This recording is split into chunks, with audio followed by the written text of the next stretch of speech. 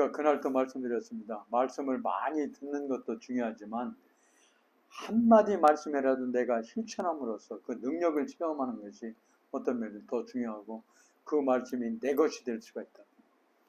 말씀을 많이 듣는 것 중요합니다. 많이 들어야죠. 그러나 자칫 잘못하면은 성경 말씀 많이 들으면 지식적으로만 살아갈 수 있게 된다는 거예요. 오히려 그 말씀을 내 삶 속에서 직접 실천해 봄으로써 정말 하나님의 말씀은 능력이 있구나, 능력의 말씀이구나 하면은 그것이 내 것이 되면서 항상 내가 그것을 체험하게 되더라는 겁니다. 그래서 중요하다 말씀드릴 수 있습니다. 지난주에는 예수님께서 타고 계시는 배에 풍랑이 몰려왔어요. 그래서 막 배에 물이 째이고 그런 상황이 벌어졌어요. 그때 예수님께서는 성경에는 고물에서 잠을 자고 계시다고 그러는데, 그러니까 배 밑에서 잠을 자고 계셨다는 거예요. 그렇게 풍랑이 오고 막 비바람이 치고 있는데도 예수님께서는 편안하게 그냥 배 밑에서 잠을 자고 계셨어요. 그때 제자들이 예수님을 깨우면서 큰일 났습니다. 우리는 죽게 생겼습니다. 그렇게 깨우고 나니까 예수님께서 잠잠하라, 고요하라 한마디 말씀에 바람이 잠잠해지고 바람이 고요해지고 바다가 잠잠해졌다. 그 말씀을 지난번에 말씀드렸습니다. 그러면서 제가 우리가 이 말씀 속에서 알 수 있는 것 중요한 메시지 3가지를 말씀드렸죠. 기억나세요? 풍랑이 닥친 예수님께서 풍랑을 잠잠하게 해주셨습니다. 거기에서 우리가 느낄 수 있는, 우리가 깨달을 수 있는 것 무슨 말씀입니까? 예수님이 인도하시는 삶에도 고난이 닥칠 수가 있다는 거예요. 우리는 자칫 잘못 생각하면 하나님 믿고 열심히 예수님 함께하면 전혀 고난이 없이 편안하게 살 수 있을 것이다. 그렇게만 생각하기 쉽습니다. 물론 결국은 편안하게 삽니다. 예수님께서 우리가 이 땅을 살아가면서 우리에게 요구하시는, 우리에게 주는 가장 큰 축복이라고 그런다면 저는 평안함이라고 그렇게 말씀드리고 싶어요. 내 앞에 어떤 환경, 어떤 어려움, 어떤 고난, 어떤 시련이 닥친다 할지라도 정말 주님이 나와 함께 하시다는 확신하는 믿음만 있으면은 우리는 그 어려움을, 고난을 담대히 이겨나갈 수 있고 마음의 평안함을 누릴 수가 있다는 거예요. 그러나 중요한 것은 예수님께서 계신 곳에도 고난이 닥쳐올 수 있다. 고난이 닥친다. 무조건 편안한 것만 아니라 때로는 내 믿음을 연단시키기 위해서, 때로는 나에게 고난을 통해서 더욱더 믿음이 성장시키기 위해서 때로는 고난을 주시기도 한다 하는 것을 우리는 말씀드릴 수 있습니다. 그런 풍랑이 닥쳐왔을 때 우리가 할 일은 무엇입니까? 우리가 할 수 있는 일은 무엇입니까? 풍랑을 잠잠하게 할 수 있어요? 안 되죠. 그냥 풍랑이 잠잠하기를 기다려야 됩니까? 물론 그럴 수도 있죠. 때가 되면은 풍랑은 잠잠해질 수 있으니까. 우리가 할 일은 무엇입니까? 제자들은 그 풍랑이 닥쳤을 때 무엇을 했습니까? 아까 말씀드린 것처럼 밑에서 주무시고 계신 예수님을 깨웠습니다. 선생님이요, 우리가 죽게 된 것을 알지 못하십니까? 우리가 지금 죽게 된 것을 돌아보지 못하시나이까? 하시면서 큰 소리를 외치면서 예수님을 깨웠습니다. 우리에게 주는 메시지가 뭐예요? 우리에게 주시는 말씀이 무엇입니까? 우리 인생에게, 우리의 삶에 풍랑이 닥쳐왔을 때, 또는 고난이나 큰 내가 감당하기 어려운 시련이 닥쳐왔을 때 우리가 할 수 있는 일이 무엇이냐는 거예요. 내가 해야 할 일이 무엇이냐는 거예요. 바로 예수님을 깨워야 된다는 거예요. 예수님을 깨운다는 게 뭐예요? 기도하시라는 거예요. 기도. 그죠? 우리 여러분 말씀을 많이 들으실 거예요. 성경 신앙생활에서 가장 중요한 것은 말씀과 기도입니다. 그래서 하나님의 말씀을 내가 알아야 되고 말씀대로 살아야 되고 말씀을 지켜야 됩니다만은 어떤 면에서 보면 그보다 더 중요한 것은 하나님 앞에 기도드리는 거라는 거예요. 하나님께 기도드릴 때 내가 말씀을 깨닫게 해주세요. 말씀을 들을 수 있게 해주세요. 말씀을 아무리 많이 전하고 아무리 많이 들어도 내 마음에 깨달음이 없을 수도 있다는 거예요. 그렇죠? 아까 말씀드린 것처럼 하나님의 말씀은 지식적으로 많이 아는 것도 중요하지만 그보다 더 중요한 건 내가 직접 행함으로써 살아있는 말씀으로, 능력의 말씀으로 내가 체험할 수 있어야 된다는 거예요. 그래서 우리가 고난이 닥쳤든지 어려움이 닥쳤든지 또 평소에도 마찬가지입니다. 좀 편안할 때에도 하나님 앞에 간구하며 기도할 때, 오늘 지난주에 제가 말씀드린 것은 그렇게 풍랑이 닥쳤을 때 제자들이 할 일은 아무 일도 없었어요. 잠잠히 할 수도 없고 또 거기서 물 퍼낸다는 것도 불가능한 일이고 밑에 배 밑에서 주무시고 계신 예수님을 깨우시면서 형편을 사정을 말씀드린 거예요. 예수님 이렇게 우리가 죽게 됐습니다. 큰일 났습니다. 빨리 우리를 도와주셔야 되겠습니다. 그렇게 도움을 구하는 것이 무엇보다 중요하다. 그렇게 말씀드리고 싶고요. 또 한 가지 우리가 그 풍랑 닥친 예수님을 보면서 우리가 알 수 있는 것은 주님께서 풍랑을 잠잠하게 해 주셨다는 것입니다. 우리의 삶에 있어서 문제나 어려움, 내가 최선을 다하고 노력을 해야 됩니다만은 내 능력으로 고쳐주는 것이 아니라는 말씀이에요. 가장 근본적인 것은 주님께서 도와주심으로써, 주님께서 함께 하심으로써, 주님께서 나를 찾아오심으로써, 주님께서 내 문제에, 내 어려움에, 내 고난에 개입하심으로써 주님께서 해결해 주신다는 거예요. 이게 얼마나 중요한 것입니까? 안 믿는 사람들은 막 내가 열심히 해가지고 내가 누구 도움을 받아가지고 다른 사람은 뭔가 힘 있는 사람, 돈 있는 사람 도움받아서 해결하려고 합니다만은 물론 믿는 사람도 그것도 필요해요. 그러나 근본적인 것은 주님께서 해결해 주시려는 마음이 있어서 나를 찾아오셔서 나를 도와주시고 그랬을 때 풍랑이 잠잠해지고 바다가 고요해지는 것을 볼 수 있습니다. 저는 여러분들에게 그렇게 말씀드리고 싶어요. 신앙생활하면서도 어려움 닥칠 수 있어요. 주님을 잘 믿고 열심히 내가 하나님 믿는다 했는데도 고난이 닥칠 수 있습니다. 감당치 못한 어려움이 닥칠 수 있습니다. 그때 우리가 할 일은 뭐냐? 하나님 앞에 간구하며 기도할 때 하나님께서 내 문제를 해결해 주시고 평안하게 해주신다. 지난번 말씀드렸죠.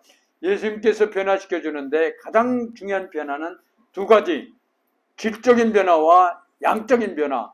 그죠? 질적인 변화는 뭐예요? 내가 낙심해 있고 힘들어하고 어려울 때 나로 하여금 용기를 내고 담대함을 갖게 하고 뭔가 할 수 있다는 자신을 갖게 해주시더라는 거예요. 제가 경험해 본 바로는 그렇습니다. 주님께서 나를 찾아오시면 나로 하여금 질적으로 뭔가 힘을 낼 수 있고 용기를 가질 수 있도록 해주신 주님이심을 깨달을 수 있습니다. 또 한 가지 양적인 변화는 뭡니까? 우리를 풍성케 해주시는 거예요. 우리는 근데 그 풍성하다는 것이 자칫 잘못 생각하면은 많이 가져야만이 풍성한 것을 생각하기가 쉽습니다. 물론 많이 가져야 풍성해져요, 사실은. 그러나 믿음의 눈으로, 믿음의 시각으로, 믿음을 가지고 살아갈 때는 내 안에 주님이 계시면 풍성해지다라는 거예요. 비록 눈에 보이는 것은 별로 없고 가진 재산은 별로 없다 할지라도 주님이 내 안에 계시면 풍성한 삶을 살아가게 되더라. 마음이 평안함을 오시면서 풍성케 해주시더라 하는 것을 저는 말씀드리고 싶고 어떤 면에서 보면 이것이 더 큰 축복이라고 말씀드리고 있습니다. 우리가 내 영혼이 구원받고 천국 가는 것도 중요합니다만 이 땅에 살아가면서 주님이 함께 하심으로써 풍성하게 평안함으로 기쁨으로 감사함으로 사는 것이 어떤 면에서 더 중요하다고 저는 그렇게 말씀드리고 있고요. 여러분 한 분 한 분의 삶에도 하나님 잘 믿고 섬김으로써 주님이 주는 영적인 변화, 양적인 변화가 있으시기를 주님의 이름으로 축원합니다.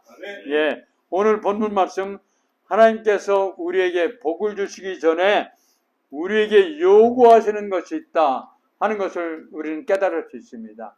하나님께서는 우리가 잘되게 하고 뭔가 좋은 것을 주시고 복된 삶을 살아가기 전에 먼저 우리에게 요구하시는 것이 있다는 거예요. 성경에 보면 여러 가지가 나옵니다만 오늘 본문에서 우리에게 요구하시는 것이 있고 그 요구하시는 것에 순종할 때 순종하고 받아들일 때 하나님께서는 우리가 상상할 수 없는 놀라운 축복을 주시는 것이다 하는 것을 오늘 본문 말씀을 통해서 우리는 깨달을 수 있습니다. 오늘 성경 말씀을 잠깐 전해드리겠습니다. 예수님께서는 밤새 그물을 내려 고기를 잡지 못한 제자들 베드로 한마디도 잡지 못한 베드로에게 찾아오셨습니다. 여러분 하나님은 잘되고 성공하고 뭔가 풍성하고 뭔가 하나님 삶이 잘 되었을 때만 찾아오시는 것이 아니라 아까 말씀드린 것처럼 우리가 닥쳐놓던 고난이나 시련 어려움이나 풍랑이 닥쳐올 때도 하나님 찾아오시는 것이다 하는 것을 여러분 꼭 기억하시기 바랍니다. 실패하는 곳에도 하나님 찾아오셔서 우리에게 의뢰해 주시고 세임을 주시고 세계를 열어주시다라는 것입니다. 하나님이 찾아오셔서 용기를 주시고 의뢰해 주시면 새 길로 나아가도록 하나님은 우리를 찾아오셔서 용기를 주더라는 거예요. 세계를 열어주십니다. 베드로에게 찾아오신 예수님께서는 깊은 데로 가서 그물을 내려보라고 새로운 의견을 제시해 주셨습니다. 밤새도록 고기를 잡았지만 한 마리도 잡지 못했습니다. 그런 어려움 중에 있는 베드로에게 찾아오셔서 깊은 데로 가서 그물을 내려보라. 깊은 데로 가서 고기를 잡아봐라. 주님께서 말씀해 주셨습니다. 그 결과 어떻게 되었습니까? 베드로가 많은 물고기를 잡게 되었다는 거예요. 그물이 찢어지도록. 그러면서 주변에 있는 친구들에게 부탁해서 2배에 가득 차도록 고기가 잡혔다고 오늘 누가복음 5장 1절에서 11절까지의 말씀에서는 우리에게 말씀하고 있습니다. 실패한 자에게, 밤새도록 고기를 못 잡아 힘들어하는 자에게 주님이 찾아오셔서 큰 성공을 거두게 해주시고 큰 풍성함을 누릴 수 있게 해주셨습니다. 그런데 여기에 아주 중요한 것이 한 가지 있습니다. 이런 결과를 얻기 전에 예수님께서 먼저 요구하신 것이 있다는 거예요. 그것이 무엇입니까? 오늘 또 저는 여러분에게 3가지 말씀드리겠습니다. 예수님께서 요구하신 것이 무엇입니까?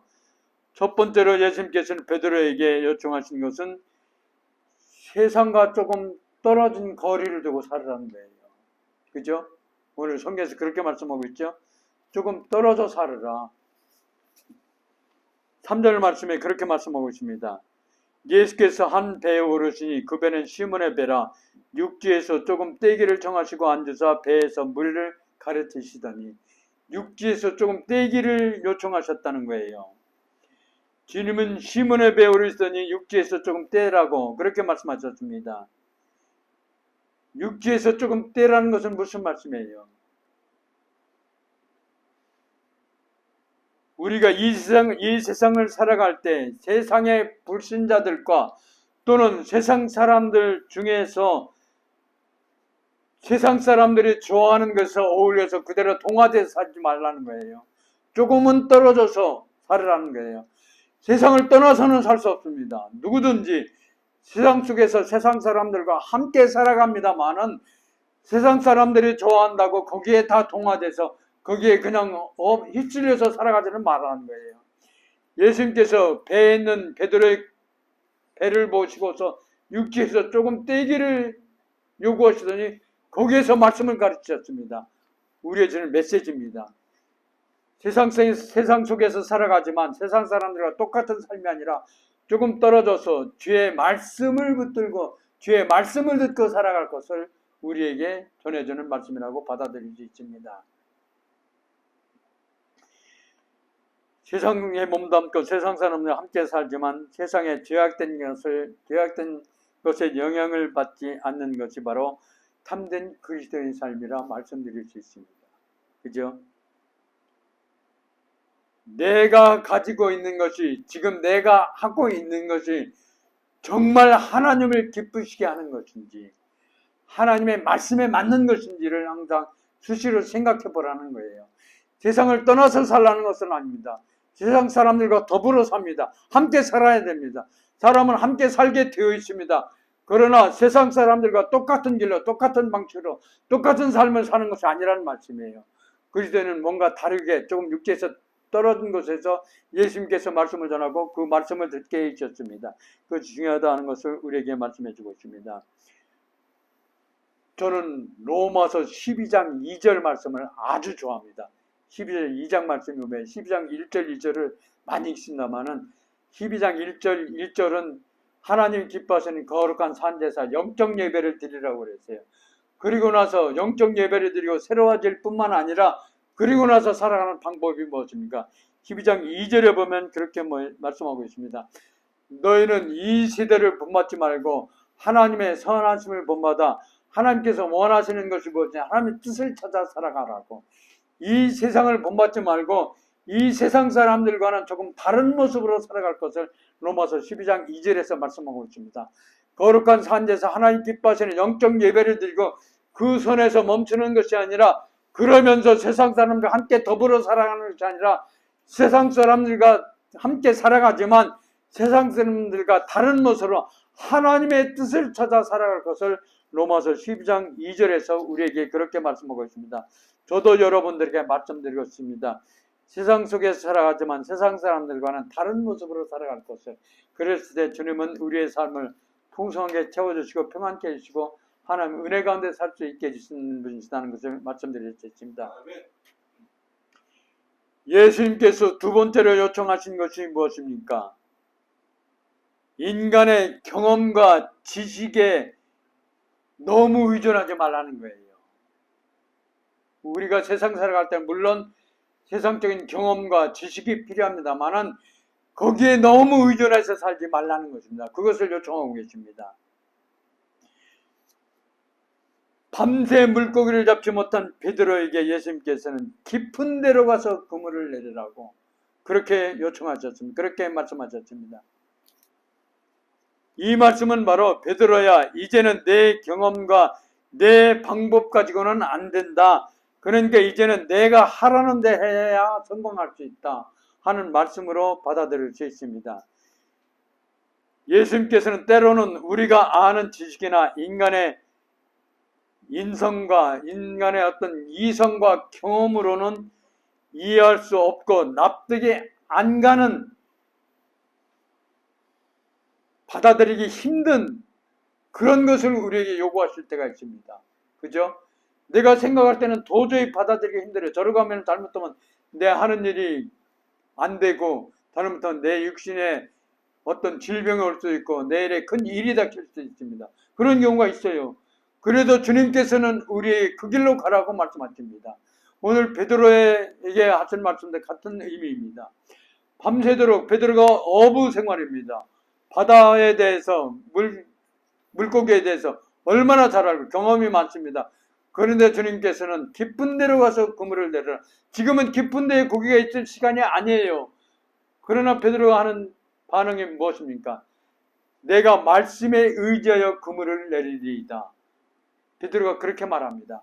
내 경험이나 지식으로는 이해가 안 되지만 예수님께서 하라고 하시니까, 예수님 말씀이니까 말씀에 의지하여 그물을 내리리이다 하면서 그 말씀에 순종해서 깊은 데로 가서 그물을 내립니다. 그 결과 어떻게 됩니까? 베드로의 말씀드린 것처럼 베드로의 그물에 찢어질 정도로 고기가 많이 잡히고 그게 다 감당치 못하니까 옆에 있는 배에 있는 친구들까지 불러가지고 2배에 가득 차게 해주었습니다. 예수님의 말씀에 우리의 경험이나 지식으로는 이해가 안 되고 받아들이기 힘들지만 예수님의 말씀이기 때문에 순종하며 그대로 행하였더니 이렇게 많은 고기가 잡혔음을 우리에게 말씀하고 있습니다. 주님의 말씀에 순종할 때 우리의 하는 일이 형통케 되고 주님은 우리를 풍성케 해주신다 하는 것을 깨달을 수 있습니다. 또 한 가지, 주님이 베드로에게 요구하신 것이 무엇입니까? 요청하신 것이 무엇입니까? 베드로에게 예수님을 따르라, 사람을 낚는 어부가 되라고 말씀하셨습니다. 고기 잡는 어부인 베드로에게 나를 따르라, 똑같은 말씀을 마태복음 4장 19절에서는 이렇게 말씀하고 있습니다. 나를 따라오라, 내가 너희를 사람을 낚는 어부가 되게 하리라 하시니 그들이 곧 그물을 버려두고 예수를 따르니라. 어부인 베드로에게 나를 따라오라고, 내가 사람을 낚는 영적인 어부가 되게 해주겠다고 그렇게 말씀하셨고, 베드로는 그물을 버려두고 예수를 따르니까 결국은 수제자가 된 것을 우리는 알 수 있습니다. 이 말씀은 이제까지의 삶과는 다른 모습으로 살아가라고 주님께서 요청하셨다고 말씀드릴 수 있습니다. 자기 경험인 지식을 가지고 어부 생활했던 베드로에게 나를 따르라고, 베드로가 생각할 때는 이해도 안 되고 납득하기 힘들고 받아들이기 힘들죠. 그러나 예수님께서 나를 따르라고 했을 때 베드로가 따르니까 결국은 베드로 삶이 새로워졌다는 거예요. 오늘 우리들에게도 예수님께서는 이렇게, 하나님께서 우리에게 이렇게 요구하시고 있습니다. 나를 따르라고. 우리는 따라가면 힘들고 어렵고 고난당하고 시련당하고 삶이 더 힘들 것까지만 주님은 항상 우리를 좋은 길로, 복된 길로 인도하시는 분이다 하는 것을 성경을 통해서 우리는 깨달을 수 있습니다. 고기를 잡는 어부에서 영혼을 살리는 영적인 어부가 된 베드로가 된 것을 우리는 볼 수 있습니다. 이제까지는 내 육신을 위해서 먹고 사는데 급급하면서 살아왔지만 이제부터는 영혼을 살리는 영적인 일에 열중해 보라고 하시면서 주님이 따라라고 하고 또 베드로가 순종하니까 그런 사명을 감당하게 되었다는 것입니다. 지금까지는 나를 위해서 내 만족, 내 부족한 것을 채우며 살아왔지만 주님께서 나를 따르라니까 주님께서는 죽어가는 영혼을 살리고 많은 사람들에게 존경받는 사람으로 살아가는 모습을 우리는 볼 수 있습니다. 물론 이러한 삶이 쉽지는 않습니다. 그죠? 저도 주의 종의 길을 갈 때 처음에 얼마나 망설이고 얼마나 힘들었는지 몰라요. 과거에 친구들하고 열심히 놀면서 정말 저도 얼마나 술을 잘 먹었는데요. 정말 밤이 새도록도 한번 마셔봤습니다. 근데 결국 깨고 난 아무것도 아니더라고요. 난 그러면서 어떻게 내가 주의 종이 될까 걱정을 많이 했어요. 그런데 그게요, 제가 결단하면서 따라가니까 아무것도 아니더라고요. 삶이 완전히 바뀌어지더라는 거예요. 물론 한 잔 마시면서 즐거움도 있지만 하나님의 일을 하니까 이건 뭐 엄청난 기쁨이고 즐거움이고 보람이고 살아가는 삶의 모습을 배우겠더라고요. 그러면 저는 친구들한테도 그래요. 하나님이 다시 나를 부르시더라도 나는 주의 종이 되겠다고. 왜? 육신의 병을 고치고 육신의 생명을 살리는 것이 의사들이 얼마나 존경받아요. 영혼을 살리고 영혼을 고치고 영적인 삶을 살도록 하는 것이 바로 목사라는 거예요. 얼마나 보람 있고 얼마나 뜻있는 일이라는 것입니다. 여튼 주님께서는 우리에게 복 주시기 위해서 요구하시는 것이 있다는 말씀. 성경을 보면 그런 경우가 많아요. 여러분 나중에 시간이 되면은 신명기 28장 한번 읽어보세요. 신명기 28장을 우리는 축복의 장이라고 그럽니다. 뭐 집에서도 복을 받고 나가서도 복을 받고 들에서도 복을 받는데 그 복을 받기 전에 우리에게 요구하시는 것이 있다는 거예요. 그게 뭡니까? 가장 중요한 것은 하나님의 말씀을 듣고 지켜 행하라고. 그랬을 때 너희들을 형통케 하고 너희 가는 길이 복되게 하고 너희의 삶에 부족함이 없도록 하시는 하나님이시다 하는 것을 우리에게 말씀하고 있습니다. 저는 오늘 예배에 참여한 여러분들도 그런 삶을 살아가시라고 말씀드리고 있습니다. 때로는 그 길이 험한 길인 것 같고 내가 감당하기에는 감당이 어려운 것 같지만 하나님은 나의 모든 형편과 사정을 아시면서 나의 꼭 필요한 대로 가도록 하시는 분이시라는 거예요.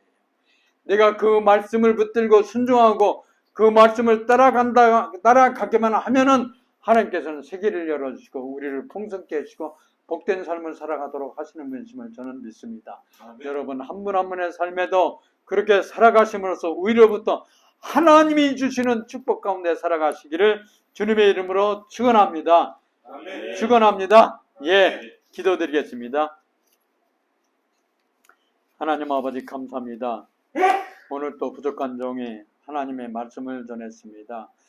밤새도록 고기를 한 마리도 잡지 못한 베드로에게 주님께서 깊은 데로 가서 그물을 내려 고기를 잡으라 했을 때 베드로의 경험이나 베드로의 아는 지식으로는 이해할 수 없고 받아들일 수 없었습니다만은 하나님의 말씀에 의지하여 그물을 내렸더니 많은 고기가 잡혔음을 우리에게 말씀하셨습니다.